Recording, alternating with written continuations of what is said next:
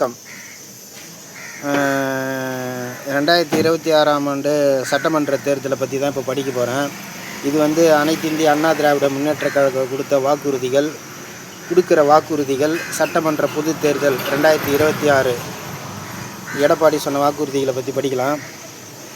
மாணவர்களுக்கு கல்வி கடன் தள்ளுபடி செய்யப்படும், முதல் வாக்குறுதி. முதியோர்களுக்கு 2000 உயர்த்தி தரப்படும், ரெண்டாவது வாக்குறுதி. மீன்பிடி தடை காலத்து நிவாரணத் தொகையாக ரூபாய் 12,000 உயர்த்தப்படும், மூணாவது வாக்குறுதி. நடைபாதை ஓரமாக கடை வைத்திருக்கும் சிறு குறு கூட்டுறவு வங்கிகளில் வாங்கிய கடன் தள்ளுபடி செய்யப்படும், நான்காவது வாக்குறுதி. சிறுபான்மை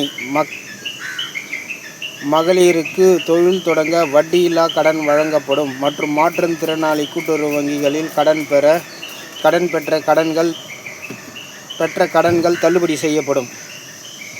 தீபாவளி பண்டிகை தரமான பட்டு சேலை மற்றும் திருமண மகனுக்கு பட்டு சட்டை வேட்டி, மணமகளுக்கு பட்டு சேலையும் வழங்கப்படும். புதிய ஆட்டோவிற்கு ரூபாய் 75,000 மானியம் வழங்கப்படும். 100 நாள் வேலைவாய்ப்பு திட்டம் 150 நாளாக உயர்த்தப்படும். ஒவ்வொரு குடும்பத்திற்கும் உதவித்தொகையாக ரூபாய் அனைத்து இந்திய அண்ணா திராவிட முன்னேற்ற கழக ஆட்சி அமைந்தவுடன் 10,000 வழங்கப்படும். குலவிளக்கு திட்டம் அனைத்து குடும்ப தலைவர்களுக்கும் 2,000 மாதந்தோறும் வழங்கப்படும். ஆண்களுக்கு மகளிரில் கட்டணமில்லா பேருந்து பயண திட்டம் ஆண்களுக்கும் பொருந்தும். அரசு பேருந்துகளில் அனைத்து வீடு அம்மா இல்ல திட்டம், வீடு இல்லாதவர்களுக்கு இடம் வாங்கி காங்கிரீட் வீடு கட்டித்தரப்படும். வாழ்வாதார உதவியாக ஆண்டிற்கு 3 கேஸ் சிலிண்டர்கள் விலையில்லாமல் வழங்கப்படும்.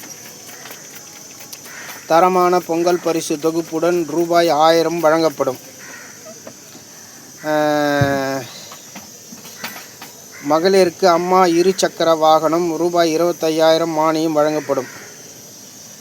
வேலைவாய்ப்பு அலுவலகங்களில் பதிவு செய்து காத்திருக்கும் பட்டதாரி இளைஞர்களுக்கு மாதம் 2,000, +2 வரை படித்த இளைஞர்களுக்கும் மாதம் ரூபாய் 1000 வழங்கப்படும். இந்த திட்டம்லாம் கரெக்டு தான். ஆனால் இன்சூரன்ஸை பற்றி இதில் வரல.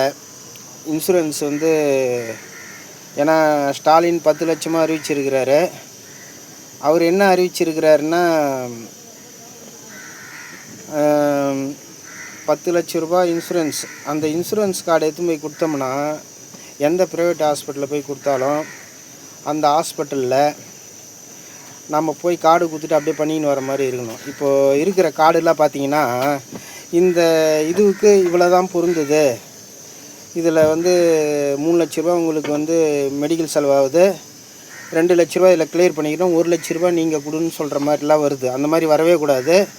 அதையும் பார்த்துக்குங்க. பார்த்து அந்த மாதிரி பொதுமக்களுக்கு சிரமமில்லாத செய்து கொடுங்க. யார் இந்த திட்டத்தை கொண்டு வந்தாலும் அடுத்த முறை நிரந்தர முதல்வர் அவங்களாக தான் இருக்க முடியும். வாழ்த்துக்கள்.